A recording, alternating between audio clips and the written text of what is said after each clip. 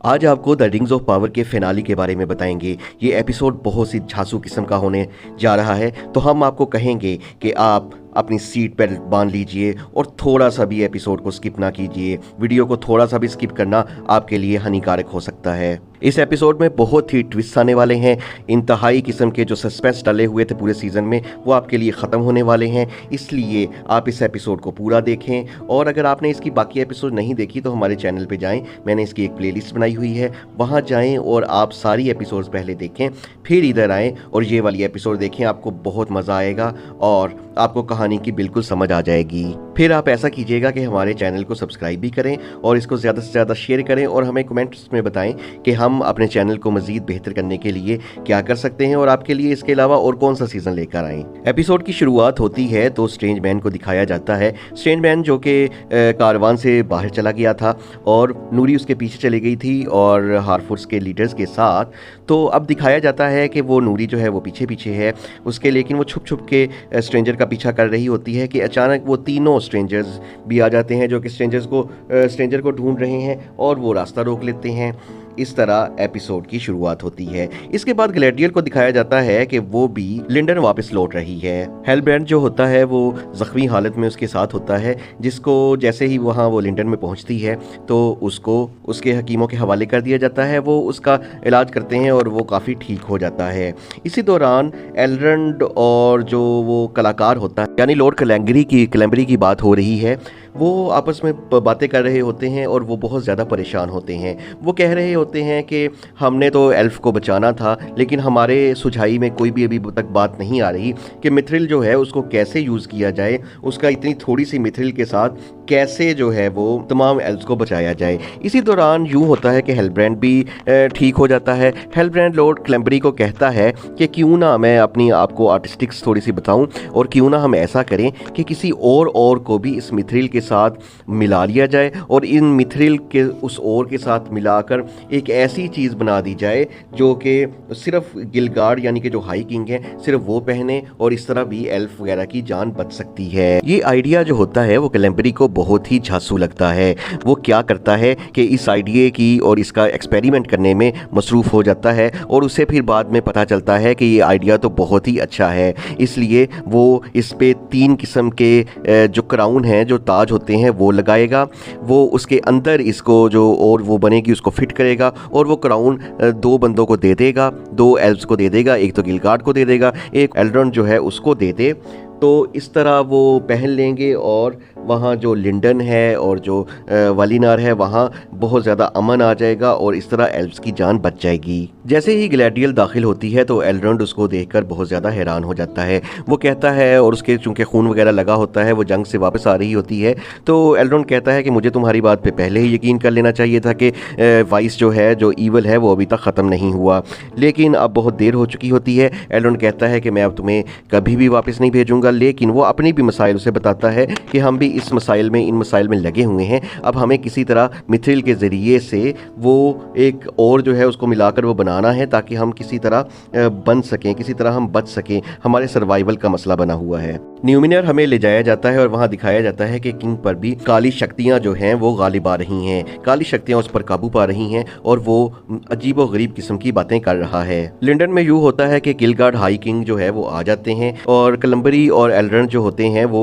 उसको बताते हैं कि हम इस तरह करके, हमारे पास ये आइडिया आया है कि इस तरह करके हम एक एल्फ जो हैं उनकी जान बचा सकते हैं। ये वाला आइडिया जो है उसको अच्छा तो लगता है, लेकिन वो गिलगार्ड कहता है कि हमारे पास वक्त बहुत कम है। लेकिन बहुत ही मिन्नतों समाजतों के बाद गिलगार्ड जो है वो मान जाता है। पहले तो उसे गुस्सा आता है, लेकिन बाद में वो मान जाता है कि आप अपना काम करें और किसी तरह थोड़े टाइम में इन सब को बचाएं। अब सब लोग जो होते हैं हेलब्रांड के समेत जो है वो काम में जुट जाते हैं, लेकिन ग्लैडियर को हेलब्रांड पे एक अजीब व गरीब किस्म का शक हो जाता है। वो इस शक की बेस पर अपने एक बंदे को भेजती है कि जाओ और साउथलैंडर्स की जाके कुंडली लेकर आओ और लेकर आओ कि वहाँ कौन कौन किंग जो है वो कब कब रह चुका है, और वो ये सब काम खुफिया कर रही होती है। इसी इसी दौरान हेलब्रांड ग्लैडियल जो होता है उसका हम सबको पता है कि रोमांस भी आहिस्ता आहिस्ता पक रहा है और वो आपस में बातें भी कर रहे होते हैं। फिर हमें एक अजीबोगरीब बात इस सीज़न में पता चलती है कि जो स्ट्रेंजर होता है वो उसको सारे वो तीनों जो दूसरे स्ट्रेंजर होते हैं, जो अजीबोगरीब किस्म की मखलूक होती है, वो बताती है कि तुम कोई आम आदमी नहीं हो, तुम बहुत ही शक्तिशाली आदमी हो, तुम्हें अपनी जो शक्तियाँ हैं वो कंट्रोल आनी चाहिए, तुम डार्कनेस के राजा हो, डार्कनेस के राजा सारून हो, तुम सारून हो। जैसे ही वो कहते हैं तो एक तूफ़ान सा बर्पा हो जाता है, हर तरफ तूफ़ान ही तूफ़ान होता है, लेकिन जो उसमें से राजा वो होता है वो उसके मुंह के पास जाता है और उसको शांत कर देता है। वो स्ट्रेंजर से कहते हैं कि हम आपके प्रोटेक्टर हैं, हम आपको सिखाएंगे कि किस तरह अपनी शक्तियों को कंट्रोल करना है। इसी दौरान फिर वो कहते हैं कि आपस में मशवरा करते हैं, स्ट्रेंजर जो है वो बेहोश हो जाता है, वो आपस में मशवरा करते हैं कि इसको बांध देते हैं। अब नूरी भी जो होती है वो स्ट्रेंजर के पीछे होती है, वो जब उन्होंने बांधा होता है तो उसको खोलने लगते हैं तो उन्हें पता चलता है कि ये तो स्ट्रेंजर है ही नहीं, ये उसमें से सबसे शक्तिशाली मखलूक में से तीनों में से सबसे शक्तिशाली बंदा था, वो है। वो जैसे ही उसके करीब आते हैं तो वो उनको मारने के लिए भागता है, लेकिन जैसे ही वो उसे नूरी को मारने लगता है तो स्ट्रेंजर को होश आ जाता है। स्ट्रेंजर को बहुत ज़्यादा गुस्सा आ जाता है और वो उठ खड़ा होता है और वो जो तीनों लोग होते हैं, जो तीनों अजनबी होते हैं, उनके साथ फाइट करना शुरू कर देता है। इसी फाइट के दौरान जो हारफूट्स का लीडर होता है उसको भी एक चाकू लग जाता है और स्ट्रेंजर, हारफूट्स और वो जो दूसरी मखलूक होती है उसकी लड़ाई में बहुत ज़्यादा तूफान आ रहा होता है।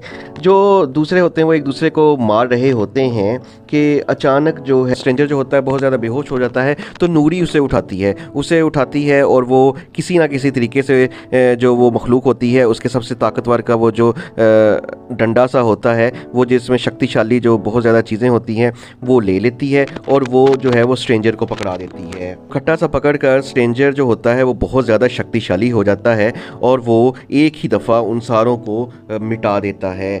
लेकिन वो जाते जाते ये बात कर देते हैं कि ये सारून नहीं है, ये सारून तो बिल्कुल भी नहीं लग रहा, क्योंकि सारून तो एक ईवल का नाम है, ये दूसरा है, ये इस्तर है। तो ये इस्तर जो होता है वो भी एक किस्म की मखलूक होती है जिसका मैं आपको एक अलहदा जो है वो अलग वीडियो बनाऊंगा और उसमें सब कुछ बताऊंगा।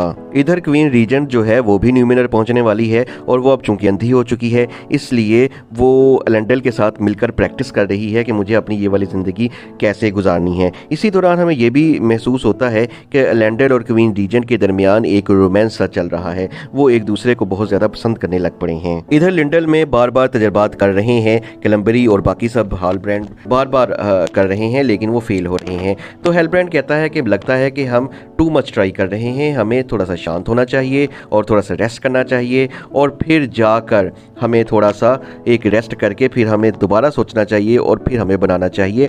और ये जो आप और जो कर रहे हैं वो बहुत ज़्यादा प्योरेस्ट दूसरी और भी होनी चाहिए ताकि मिथ्रिल जो है उसको रिजेक्ट ना करे। इसी दौरान हेलब्रांड और ग्लैडियल को दोबारा दिखाया जाता है कि वो आपस में बातें करते हैं। ग्लैडियल उससे कहती है हेलब्रांड को कि मुझे सही बताओ कि तुम कौन हो, क्योंकि वो कुंडली अब मंगवा ली होती है उसने और वो क्या देखती है कि कुंडली में तो पिछले 1000 सालों से कोई भी किंग नहीं आया। तो वो हेलब्रांड जो है वो ग्लैडियल को कहता है कि मैंने तो तुम्हें पहले ही बताया था, वाला जो बैज है मैंने एक मरे हुए इंसान से उठाया, लेकिन तुम ही मेरा यकीन नहीं कर रही थी। इसके बाद ग्लैडियल को बहुत ज़्यादा शक हो जाता है और हमें सीज़न का सबसे बड़ा सस्पेंस होता है कि असल में हेलब्रांड ही सारून है। हेलब्रांड जो है वो सारून है। सारून ने हेलब्रांड की शक्ल लेकर, एक आम इंसान की शक्ल लेकर सब में घुसा हुआ है और वो इस तरह बहुत ही ज़्यादा आज़ाद फिर रहा है। इसके बाद सारून जो होता है यानी हेलब्रांड जो होता है वो ग्लैडियल के दिमाग में घुस जाता है और वो उसको तरह तरह की बातें करता है। वो कहता है कि मैं तो मिडिल अर्थ को बचा रहा हूँ, मेरा तो जिस तरह हर विलन कहता होता है कि मैं तो किसी अच्छा काम ही कर रहा हूँ, मैं बुरा काम नहीं कर रहा, इसी तरह हेलब्रांड जो है वो भी ग्लैडियल को कहता है कि मैं तो मिडिल अर्थ को बचा रहा हूँ, मैं तो ऐसी चीज़ें दरियाफ्त कर रहा हूँ जिससे यहाँ पीस आ जाए, मैं तो पीस का ख्वाहा हूँ, मैं जुल्म का ख्वाहा जो है वो नहीं है। हैं, तुम मेरे साथ चलो, हम दोनों यहाँ बैठेंगे और यहाँ हम राज करेंगे, लेकिन इस सारी मिडल अर्थ में अमन लेकर आएंगे। लेकिन गैलेडियल कहती है कि तुम मिडल अर्थ में हम दोनों का अमन नहीं लाना चाहते, तुम यहाँ राज करना चाहते हो। तो वो कहता है कि ये तो सेम बातें हैं, लेकिन गैलेडियल कहती है कि ये सेम बात नहीं है। इसी दौरान उसको जब होश आता है तो वो एल्रोंड की बाहों में होती है और उसको अपने खंजर से जो है वो मारने ही लगती है। तो एल्रोंड कहता है, एल्रोंड से यहाँ तक कि इतनी वो कंफ्यूज हो गई होती है कि वो एल्रोंड को कहती है कि मुझे अपनी शनाख्त बताओ कि तुम क्या हो। ये कहकर वो जल्दी जल्दी जब उसको पहचान जाती है कि वाकई एल्रोंड है, वो जल्दी जल्दी भागती है और देखती है कि क्या वो जो तीनों रिंग बन रहे थे वो कहीं वापस वो कहीं बन तो नहीं गए, दो जो बन रही थी। यहाँ गैलेडियल क्रैनबेरी को कहती है कि आप दो नहीं, आप तीन बनाओ और कोई इससे भी छोटी चीज़ बनाओ कि ये क्राउन में ना लगे। तो वो ये करते हैं कि वो अब तीन बनाने का फ़ैसला कर लेते हैं। और वो बहुत ही, क्योंकि प्योर और चाहिए था, इसलिए वो उसको, जो उसके भाई ने जो वो उसको गैलेडियल को जो खंजर दिया था, अब वो इस्तेमाल करते हैं और वो पिघला कर वो एक तीन रिंग्स बना लेते हैं। ये वही तीन रिंग्स हैं जो एल्व्स की तीन रिंग्स कहलाती हैं। इसके अलावा भी बहुत सी रिंग्स आने वाली हैं जिसकी मैं आपको अलग वीडियो में बताऊंगा, लेकिन अब ये एल्व्स की पहली तीन रिंग्स बन चुकी होती हैं। यही रिंग्स ऑफ पावर के इस सीज़न का जिस्ट है कि तीन रिंग्स जो है वो बन चुकी होती हैं। ये तीन रिंग्स जो हैं वो बताएंगी कि ये एल्व्स की रेस को बचाएंगी। इसी तरह हमें इस सीज़न में, इस एपिसोड में बाकी भी राज अफशा हो चुके होते हैं। हार्फोर्स जो होते हैं वो अपनी उधर जा रहे होते हैं, कहीं जा रहे होते हैं अपनी असल जगह पे जहाँ उन्होंने माइग्रेशन करनी होती है। उधर नूरी जो है वो चूज़ कर लेती है, उसको उसका वालिद जो है वो भेज देता है कि तुम स्ट्रेंजर के साथ जाओ। वो स्ट्रेंजर के साथ कहीं जा रही होती है, स्ट्रेंजर जो कि अब स्ट्रेंजर नहीं है बल्कि वो एक इस्तर है, उसके साथ कहीं जा रही होती है। और हेलब्रांड को एपिसोड के आखिर में बताया जाता है कि वो मॉर्डोर जा रहा है। तो हेलब्रांड का ही पक्का हो जाता है कि ये सारून ही है। लेकिन ये सारून की सारी हिस्ट्री का हम आपको एक और एपिसोड में भी बताएंगे कि सारून क्या है, इस्तर क्या है और इनके दरमियान आपस में क्या बातचीत है। इस तरह ये जो सीज़न है, तीन रिंग्स जब बन जाती हैं एल्व्स की, और जो सारून है वो जो हेलब्रांड है यानी कि सारून जो है वो अपना मॉर्डोर की तरफ चला जाता है, तो ये एपिसोड इख्तिताम हो जाती है। अब इसका दूसरा सीज़न जो है वो मेरे ख्याल में बहुत ही किस्म का झांसू किस्म का आएगा और वो सारे रिकॉर्ड तोड़ देगा। ये आप सही बात है कि ये टॉलकिन्स के मुताबिक बिल्कुल मुताबिक तो नहीं है, लेकिन ये बहुत ही इंटरेस्टिंग से इंटरेस्टिंग तर होता जा रहा है। इसलिए आपको हम कहते हैं कि इसकी और भी जो बाकी एपिसोड्स आएंगी जिसमें हम आपको मिडल अर्थ के बारे में बताएंगे और बाकी चीज़ों के बारे में बताएंगे, आप वो ज़रूर देखना, ताकि आपको जब सीज़न 2 देखें तो आपको पता चल सके कि आप मिडल अर्थ की कौन सी एज में हैं और ये सारून वगैरह क्या हैं।